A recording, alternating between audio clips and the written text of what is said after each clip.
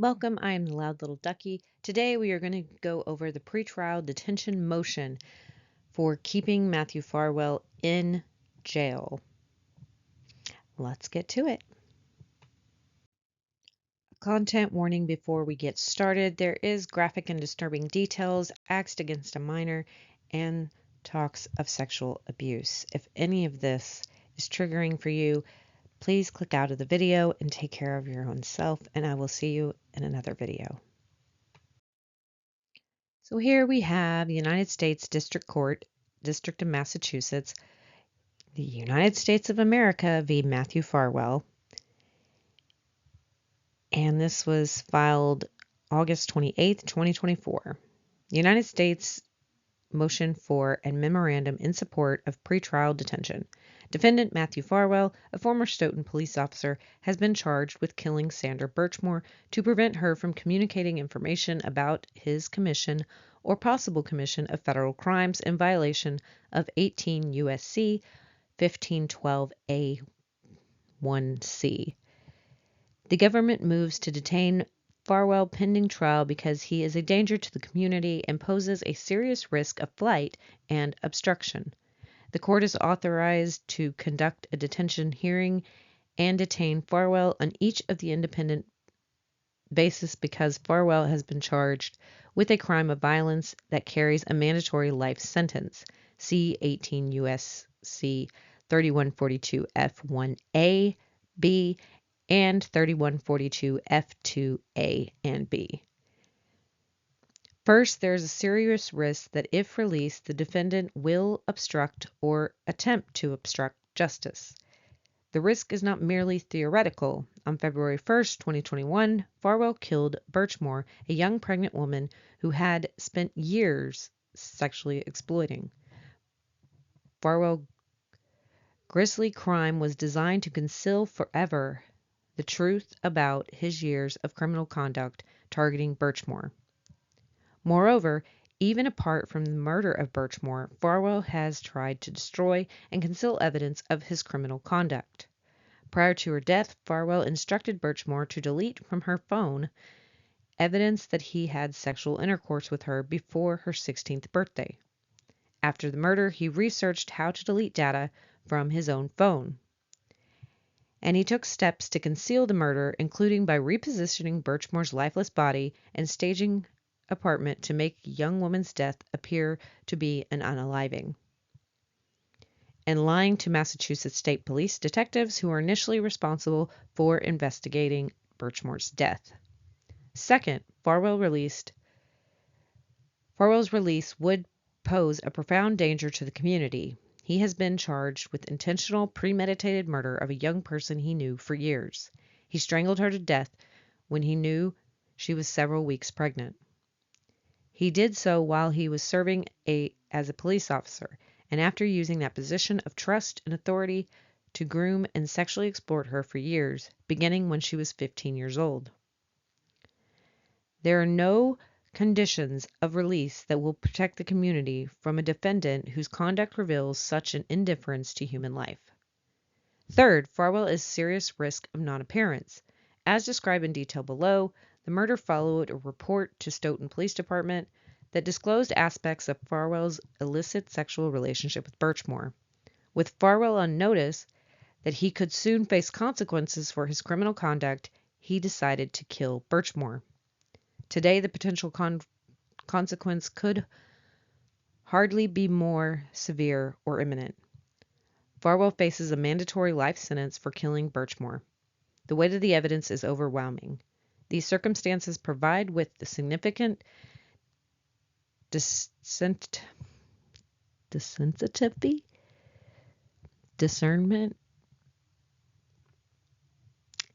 desensitive to appear for trial.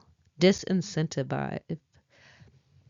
We're going to skip that big crazy word, and it's small, so it's hard for me to read on this laptop. Farwell faces a mandatory life sentence for killing Birchmore. The weight of the evidence is overwhelming. The circumstances provided with him with significant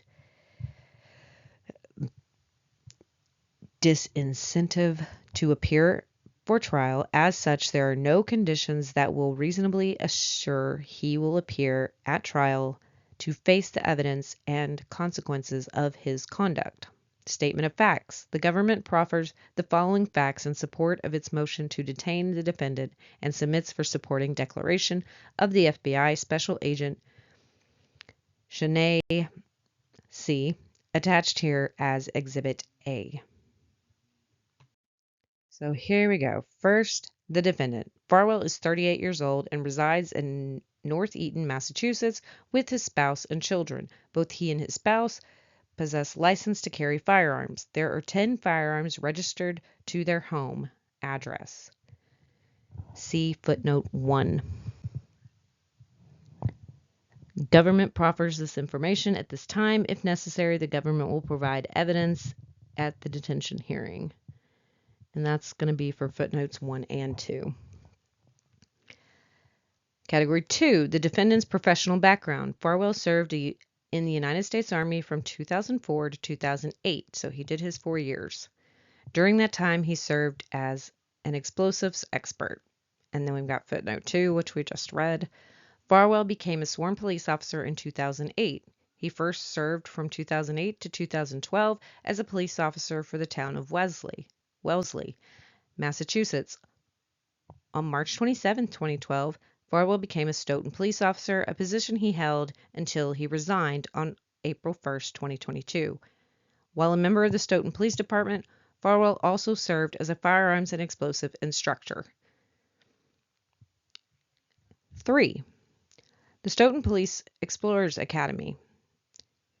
Prior to 2017, the Stoughton Police Department operated the Stoughton Police Explorers Academy, herein the Police Explorers, a quasi-paramilitary program designed to expose youth participants to various aspects of policing. Farwell was a volunteer for the program when he was a Wellesley police officer. After he joined Stoughton Police Department, Farwell became a Police Explorers instructor. He was also in the program when he was a teenager himself.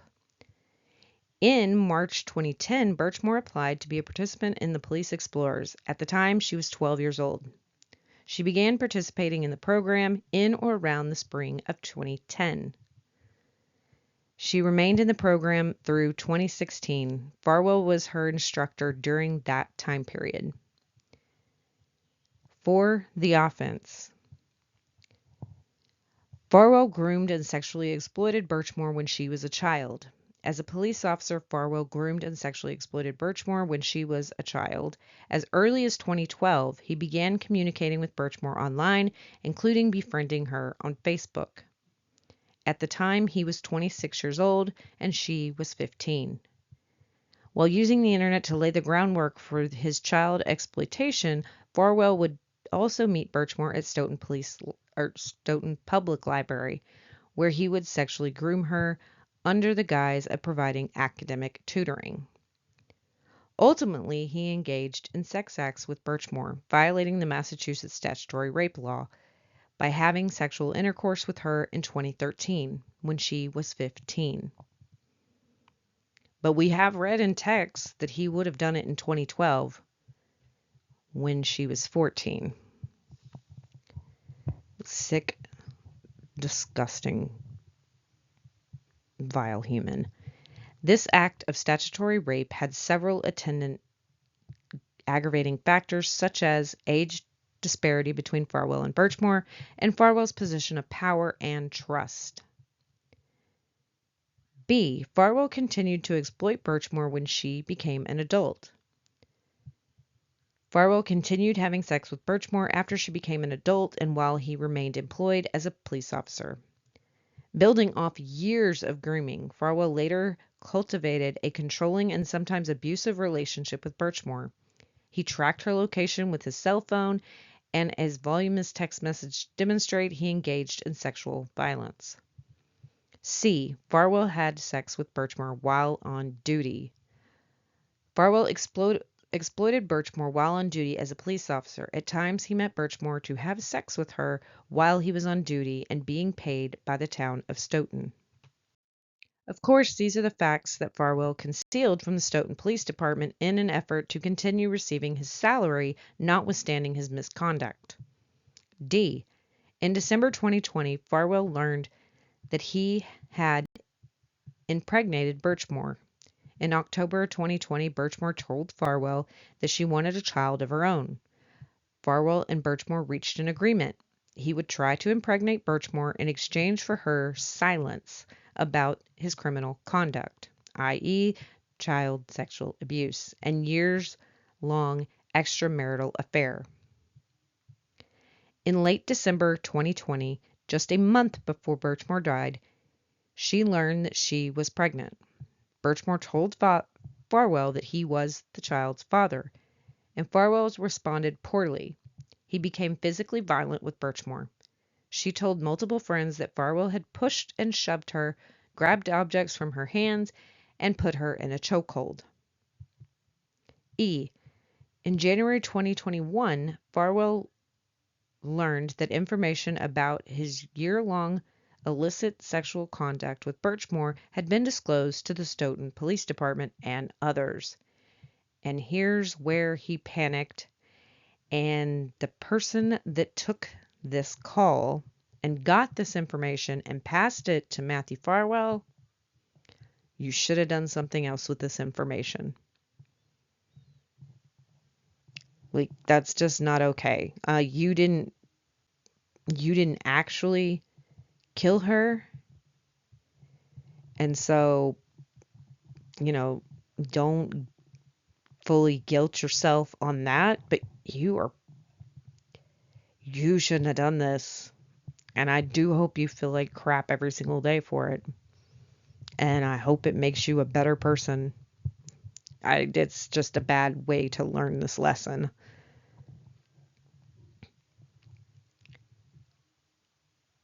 And so we will continue on.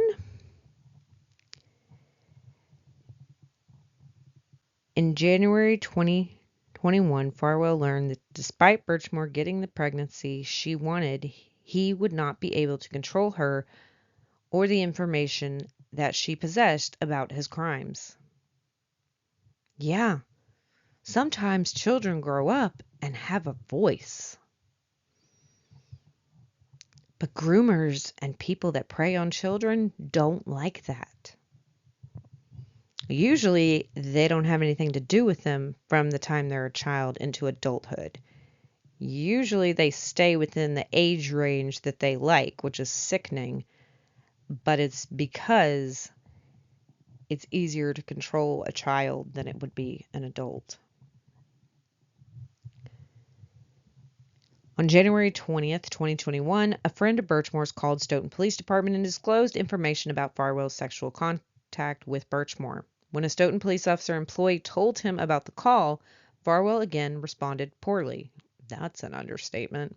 He angrily demanded that the employee never tell anyone this information. And this is where that employee should have said, "Go fuck yourself." What the hell is going on?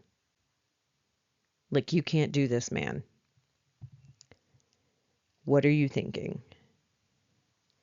F. In late January 2021, Farwell began the murder of Sandra Birchmore. Began planning the murder. By late January 2021, text messages between Farwell and Birchmore revealed that Farwell was enraged by the perceived as Birchmore not upholding her end of the pregnancy for silence agreement. That's not an agreement. Like, you cannot hold people to that. Like, that's not an NDA. Even if you made her sign a piece of paper, it wouldn't hold up. Moreover, he had learned that Birchmore had shared with at least one other person some of the incriminating details about his sexual relationship with Birchmore, and that information had been disclosed to his employer, a law enforcement agency. In a text on January 20th, 2021, he asked Birchmore, "What else do I have to worry about now? Which other friend will do something tomorrow?" in allusion to his fear that she may disclose more information about his possible commission of federal crimes, coercion and enticement, deprivation of rights under the color of law, and wire fraud. On January 24, 2021, Farwell started to take important steps to obstruct justice by killing Birchmore.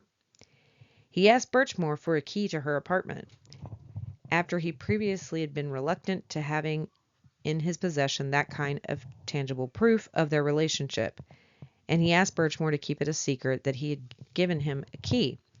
On January 26, 2021, Farwell also started casing Birchmore's apartment, the future crime scene, searching for places to carry out the murder.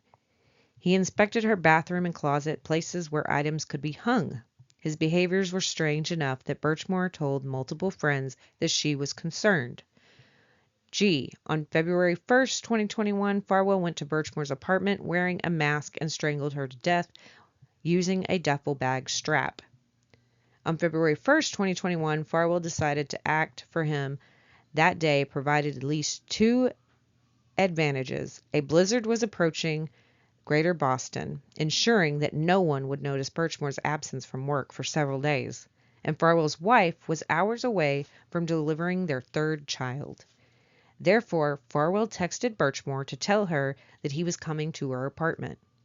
He entered her apartment wearing a face mask despite being well known as resistant to the COVID-19 mask mandates, and he murdered Birchmore, the 23-year-old pregnant woman he had exploited and used for years, by strangling her death within minutes of silencing Birchmore. Video surveillance footage shows him leaving her apartment.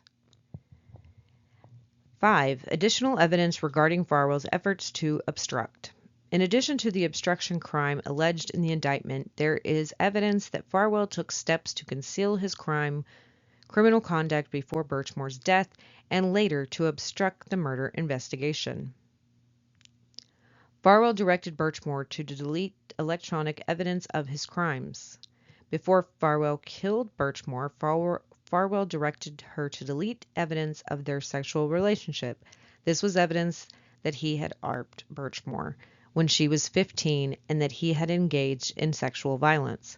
For example, in February of 2019, Farwell exchanged text messages with Birchmore in which they discussed her virginity, and he acknowledges that it was a big thing to get to be the first.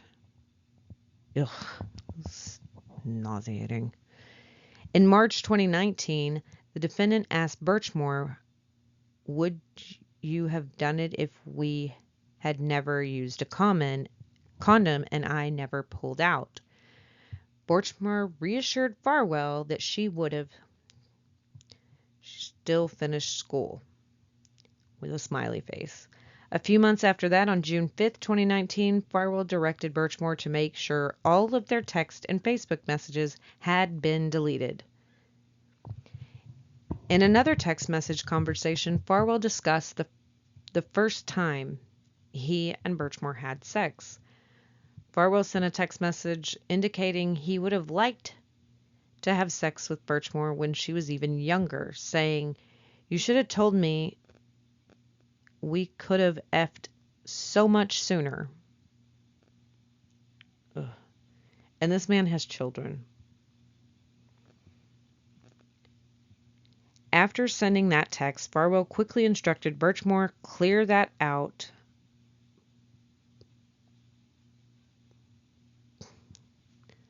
Clear that part out, baby." And when she confirmed that she did, he texted, "Good girl." Farwell also wanted to ensure that Birchmore would delete text messages in which they discussed his violence. For example, on March 19th, 2019, the defendant sends Birchmore texts about his desire to use sexual violence and pretend to rape her. You don't have to pretend when you're actually doing it. At the end of this conversation, Farwell sent her text instructing her to clear out this text. Farwell tried to prevent a Stoughton Police Department employee from further disclosing information about his crimes and immediately confronted Birchmore for sharing incriminating information.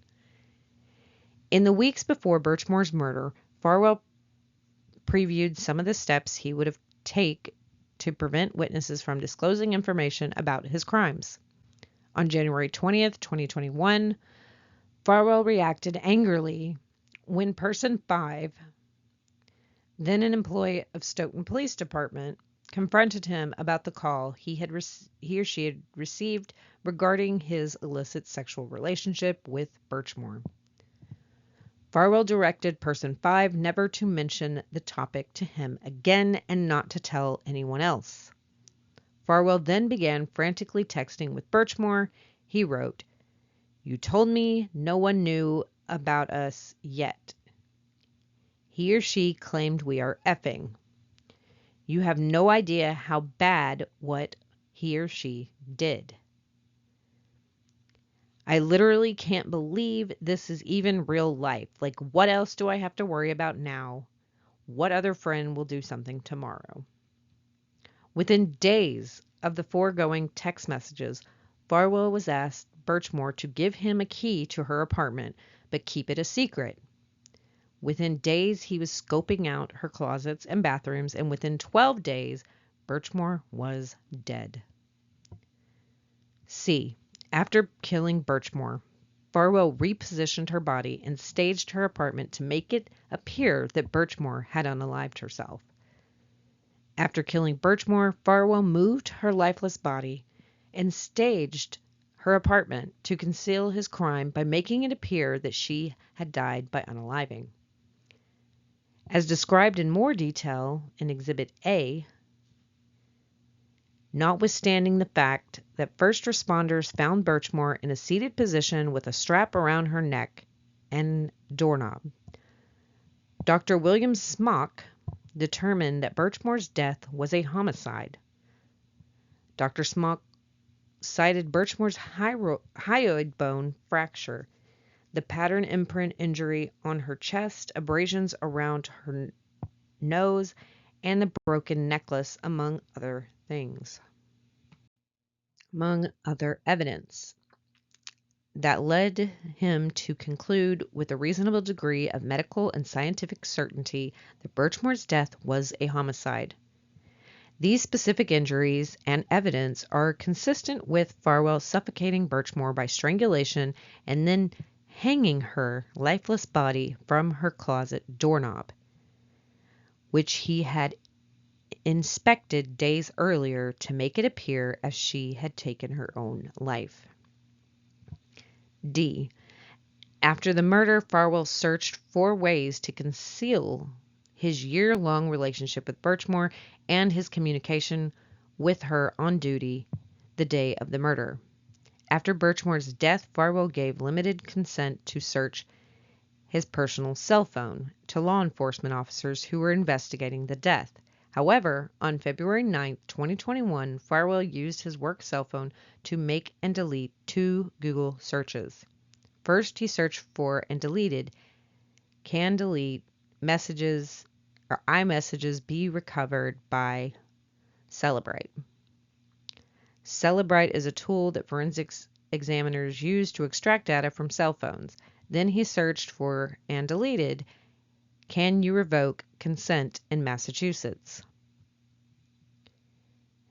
If we're talking about in a sexual context, yes, you can. You can say yes one moment and then say no the next, and the person must stop. In the criminal world, it's a little hard to do.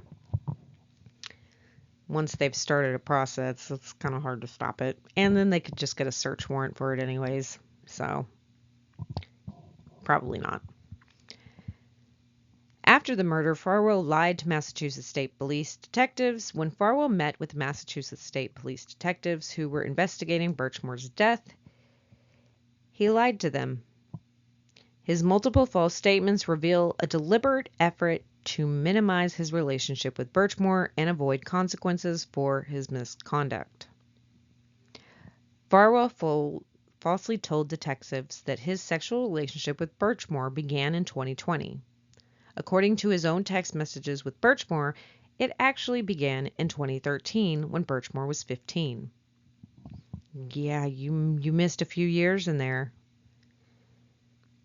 Farwell falsely told detectives that he only had sex with Birchmore 2 to 3 times in the previous year. According to text messages, he had sex with her at least 10 times in the 13 months prior to her death. Farwell falsely told detectives that the last time he had sex with Birchmore was in October of 2020, attempting to avoid the suspicion about whether he was the father of Birchmore's unborn child. However, text messages indicate that Farwell met Birchmore to have sex after that date. Dude, even if you could sit here and lie all day about that, and even if there wasn't like text messages and all that other stuff, and something I still don't understand, and I hope that it gets sent off if it hasn't been lost by now, is the paternity of that unborn child. Like, that can be tested to prove that you're the father, whether you say you slept with her or not. If it shows that that baby has your DNA, obviously you're lying. Now, I don't know what has happened to that, or if they even actually did it to save it, because it wouldn't surprise me if Massachusetts State Medical Examiner people didn't do that properly, because they can't seem to do much right up there in Massachusetts, at least in the Boston, Canton area, Stoughton, all that area right up there, major problems. Norfolk District, don't live there. Not if you want a crime to actually be solved and it done properly. Farwell falsely told detectives that he had not seen Birchmore in the week before her death. However, he visited her apartment on January 29, 2021. Farwell falsely told detectives that he had been trying to distance himself from Birchmore. However, approximately 10 days before her death, he asked her for a key to the apartment and told her he would come over to give her hugs. About 3 days before her death, Farwell told her that he would engage in sexual activity with her. Yeah, why do you need a key if you're distancing yourself from her?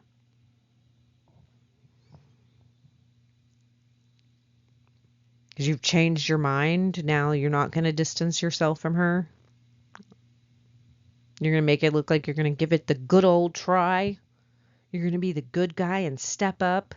And instead you use it to kill her. You disgusting pig. Additional evidence regarding the danger Farwell poses to the community. Because remember, this is all information to keep him behind bars, not allow him to get bail.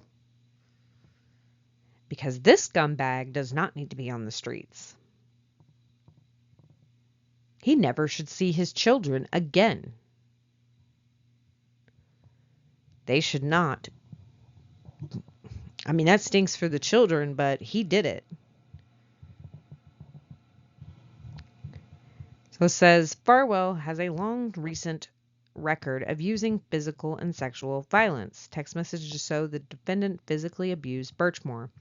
On at least 20 occasions in just the year before her death, Farwell sent Birchmore text messages stating that he would grab her throat, pin her down by her throat, squeeze her throat, or choke her during sexual activity. For example, less than 4 months before her death, Farwell told Birchmore that during their next sexual encounter, he was going to grab her throat and say, "Shut the fuck up. And now, or I won't pull out." Okay, she wants a baby. She'd be like, all right. Like, okay. Yeah, if you're trying to conceive a baby, like, that's not much of a threat, but okay. That's so weird. In November 2020, Farwell told Birchmore, "Maybe I'll hold you down by your throat while I pound you." Ooh. He then reflected on how tight he should squeeze, texting he wanted her to feel like, oh my God, is this really happening? I can't stop it. Farwell's penchant for violence is confirmed by Birchmore's disclosure to friends that the defendant assaulted her in the weeks before her death.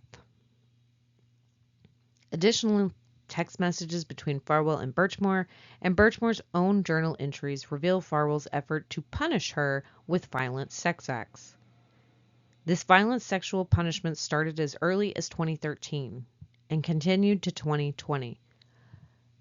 So he's violently sexually punishing a child. Like it's just getting a spanking from the principal's office or something. Lock him up, throw away the key, give him the death sentence. I don't care. He needs to go.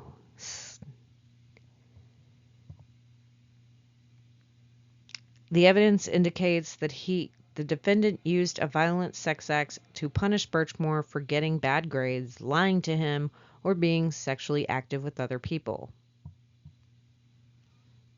Ugh.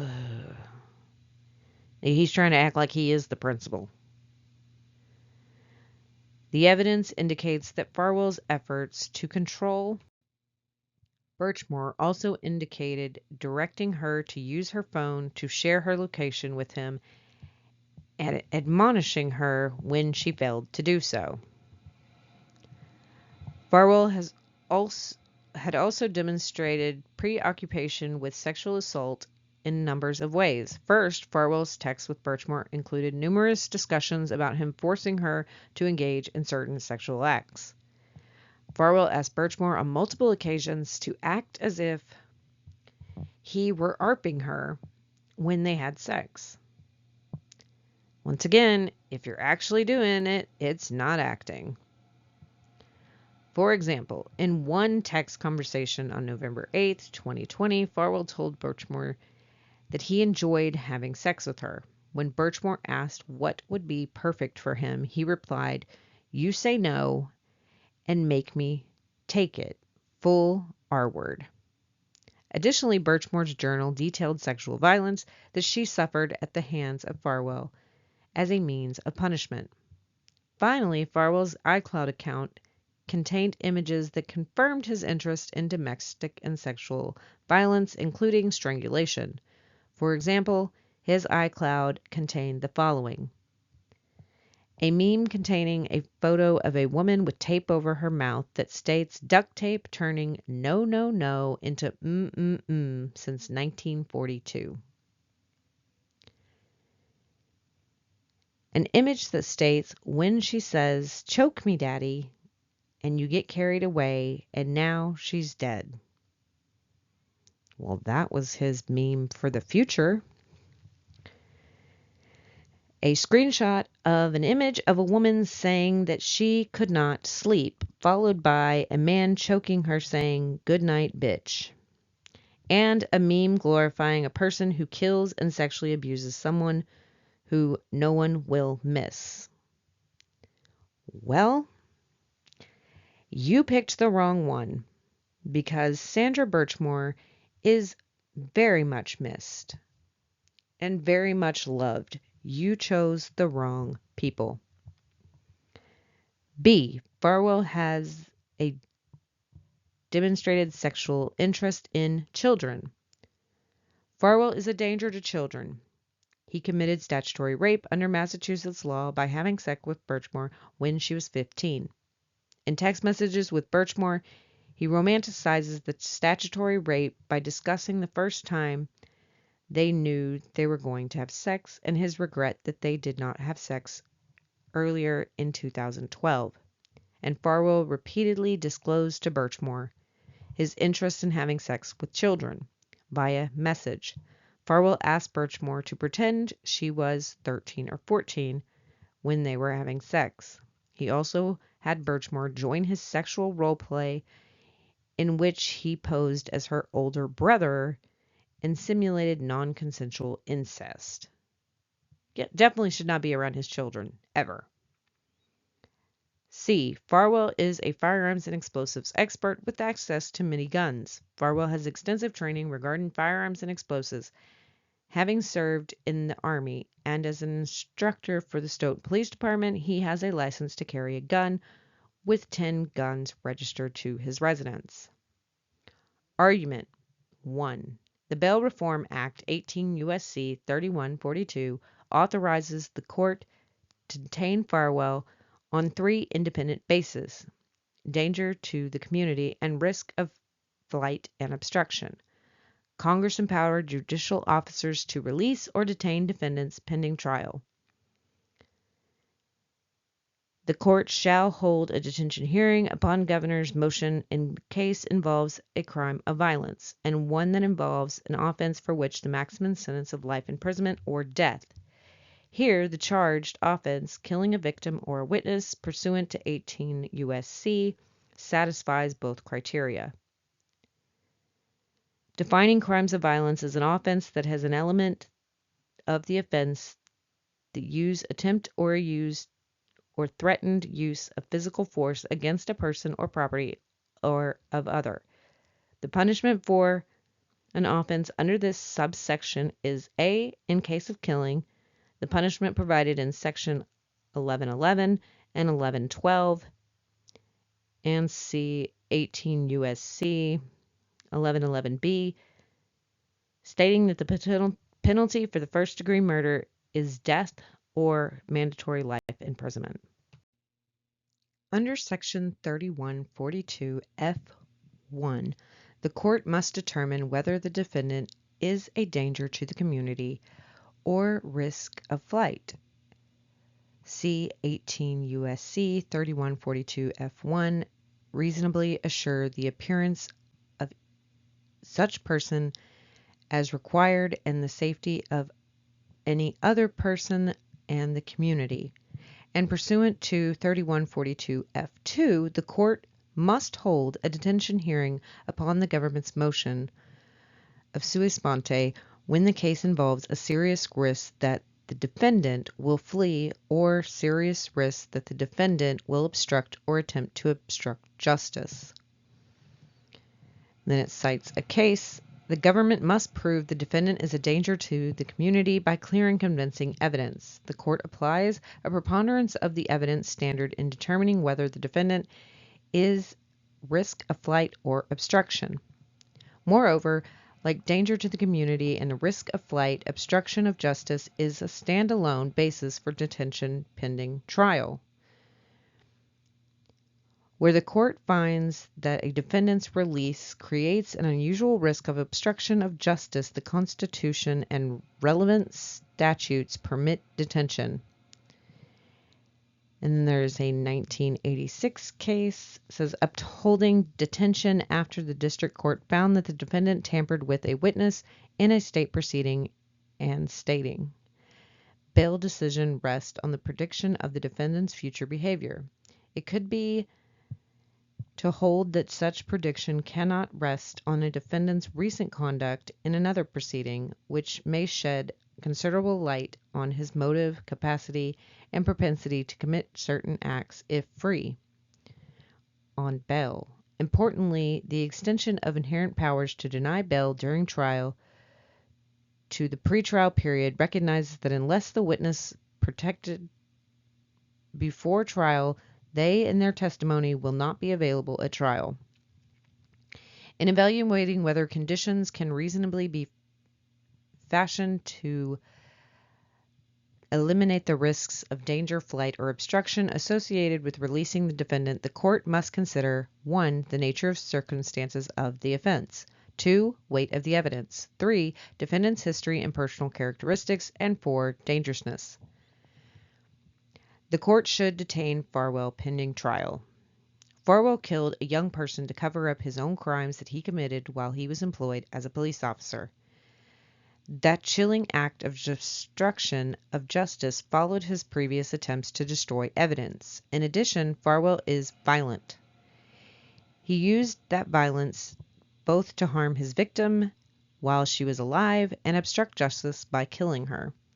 In the end, his conduct was all designed to avoid accountability for his underlying crimes, which should also give the court grave concerns about whether he will appear for future proceedings. On this record, there are no conditions that can be reasonably assure the court that Farwell will not harm others, obstruct justice, or flee to avoid consequences in this case. Accordingly, the court should detain him pending trial. Yeah, who's to say he's also not going to get rid of that Stoughton police officer that heard the report? I'm shocked that he didn't before now. So it says A, Farwell is a danger to the community. As a threshold matter, murder charge weights substantial in favor of a fleeting of future dangerousness. Affirming decision not to reopen detention hearing for a defendant who was charged with murder for hire. Murder by the nature involves violence and bespeaks danger to others. Here the defendant took another person's life. That singular act demonstrates the risk that this release poses to the entire community. But there is more to it. The evidence set forth in detail in Exhibit A describes the manner in which Farwell committed the murder. He got a key to Birchmore's apartment. He inspected the apartment to find an ideal place to commit the crime. He showed up during a snowstorm when he knew he would have hours or days before Birchmore would be missed at work. He arrived wearing a mask to disguise his appearance. He quickly strangled Birchmore, choking off her air supply until she perished. He moved her body and tied the duffel bag strap to the closet doorknob to make it look like Birchmore had done it herself, and he quickly left her apartment. The crime required planning and a unique willingness to take risks to cause irreversible harm. Release conditions cannot safeguard the community against a defendant who has displayed this type of commitment to harming others. Second, Farwell killed Birchmore after engaging in domestic violence. The Second Circuit has acknowledged a willingness to strike loved ones offers probative evidence of a tendency to violence and dangerousness towards others. Reversing the district's court pretrial release order to 3 defendants and citing one of the other defendants' history of domestic violence, even without any criminal record, as contributing to find that the defendant was dangerous. And that was in a United States v. Mercedes in 2001. And then we have, in fact, a study found that a single episode of strangulation was associated with a 750% chance increase in the risk of becoming a victim of completed domestic homicide in all ethnic groups. Non-fatal strangulation is an important risk factor for homicide of women. It says here, not only did Farwell choke Birchmore during sex and on several occasions, but in the weeks prior to her death, she reported to her friends that he assaulted her when they were discussing her pregnancy. Farwell's interest in and glorification of violence towards women was clearly displayed in the images agents recovered from his iCloud account. Third, the court should have heightened concerns about the danger Farwell presents because of his extensive experience with weapons and the 10 firearms that are registered at his home. Farwell had firearms training in the military and during his law enforcement career. Plus, he had sufficient expertise to serve as a firearms instructor for other law enforcement officers. So, this dude with some pow-pows is not good. Although they could just remove him from his home and make sure he doesn't get them, but who's to say he wouldn't find another way to get some? Fourth, Farwell is a danger to children. Unlike many exploitation cases in which there is no evidence of hands-on sexual contact with children, here Farwell enticed and sexually abused Birchmore when she was 15 years old. Says see United States v. McCarty in 2009. In a child pornography case with some evidence of production, denying motion for release, holding the defendant would pose a danger to the community, in part because he had an obvious pursuant sexual interest in children and acted upon those interests on multiple occasions. Indeed, he wrote in a text stating that he wished he had had sex with her even earlier. Moreover, text messages show that Farwell maintained his sexual interest in children for years. He wanted Birchmore to pretend to be 13 or 14 years old when they had sex. And he initiated child sex, incest, role-playing, that's a mouthful that nobody should ever say, that further confirms that he remains a danger to children, just as he was when he began grooming Birchmore more than a decade ago. Farwell remains a risk of obstruction. For the last 3 years, Farwell may have believed that he had gotten away with killing Sandra Birchmore. I think he knows that he wasn't. He knew people knew about it. I don't know if he thought that he would actually never be arrested and nobody is ever going to do anything. And you know what? Had it just been left to the state and like Morrissey and stuff, he never would be. Thankfully, the internal investigation and the FBI came in, because guess what has not happened so far? Morrissey still has not filed state charges on him for other things. He could do it for the death of the child, because the FBI is not doing that. Because they are only going after him for killing Birchmore to silence her as a witness of his crimes of grooming her. Not just like first-degree murder. They are charging him with silencing a witness permanently. So Morrissey could come in and file state charges. And there are plenty of cases out there where they have had state and federal charges. But Morrissey sits on his butt, twiddling his thumbs, doing nothing. He is a joke, and he needs to be out.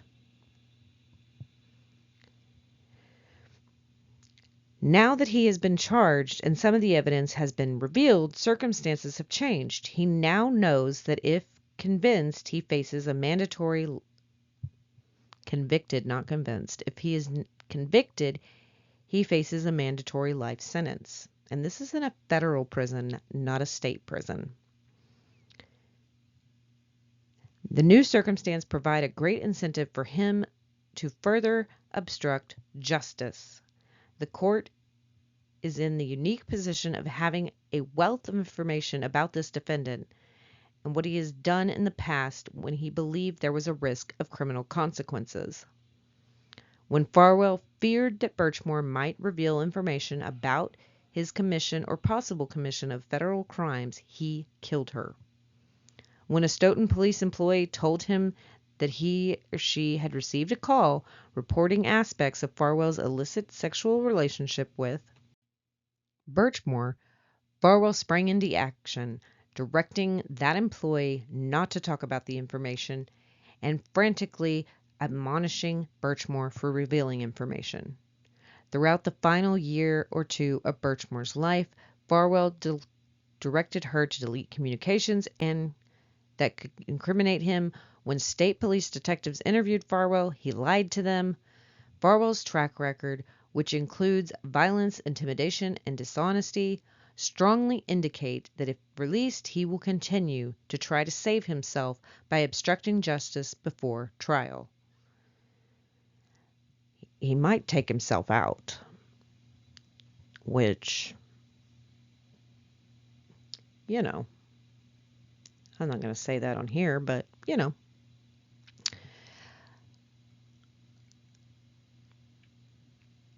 Anywho.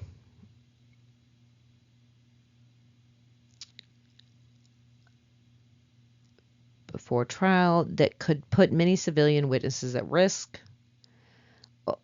Ultimately, release would pose a tremendous risk to the fundamental integrity of these proceedings. Farwell is a risk of flight. So they're breaking down all these different elements that you have to have, or that you should have. And maybe sometimes one is enough. But they're hitting every single element and explaining why he doesn't only meet this criteria, he meets this one, and this one. They're laying it all out for them. The defendant is also a risk of flight. The grave consequence of a mandatory life sentence that will result from a conviction provides a strong incentive to flee. And then it cites a case from 2022 stating, in a murder for hire case, the mandatory sentence of life imprisonment creates an extraordinary risk of flight. Citing specifically to the defendant's age of 34. And then it cites another case that says affirming magistrate judge's detention order became defendant charged with narcotics trafficking and witness tampering has an extremely strong incentive to flee based upon the length of the prison term he faces under the charges pending against him and the likelihood of conviction. So they are applying those cases to Farwell and saying these are similar because it's such a severe consequence. You don't know what somebody might do if they are facing life in prison. Farwell also presents a risk of self-harm. Given the nature of the charge, the correspondent mandatory life sentence, and his access to experience with firearms, courts have held that defendant's risk of self-harm is an appropriate part of the court's assessment of whether the defendant is a risk of non-appearance. So they don't want you to off yourself because they want you to be held accountable for your crimes. You don't get a get out of jail free card. Like, you're not going to just take the cowardly way out. Once they have you, they want you to face the consequences. So they want to keep you in jail, and they want to put you on unaliving watch and making sure that you don't do that. I know that it doesn't always work, but most of the time it does. And then it says United States v. Workman, which is a 2017. It says holding the court was within the discretion to consider unaliving ideation and previous unaliving attempts in determining whether it could reasonably assure the defendant's appearance, but emphasizing that it might have viewed the question differently if the district court considered only the unaliving ideation. So if there wasn't like attempts, but they had just thought about it, because they want you to show up in court. And if you off yourself, you're obviously not going to appear in court. So they need you there, front and center. Conclusion. Based upon the foregoing, the government has met its burden to show that no conditions of release will reasonably assure the defendant's appearance, the safety of any person or the community, or the integrity of the proceeding. Accordingly, the government requests that the court order the defendant detained pending trial. No bail for you.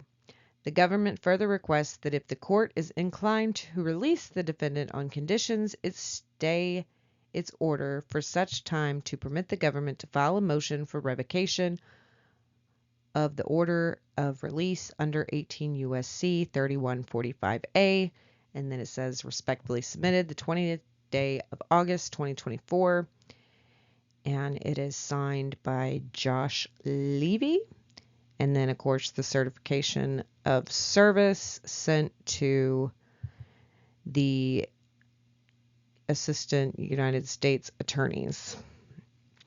So that is the detention motion for no bail, keep his butt behind bars. He doesn't deserve to be out because of all of the things that they listed. And I think they hit it spot on. But let me know what you think in the comments. We will continue to follow this story. There are more updates coming out all the time about this. And now that we are back on track and going to be putting out more videos more consistently, turn those notification bells on, and I will see you in the next one. Bye.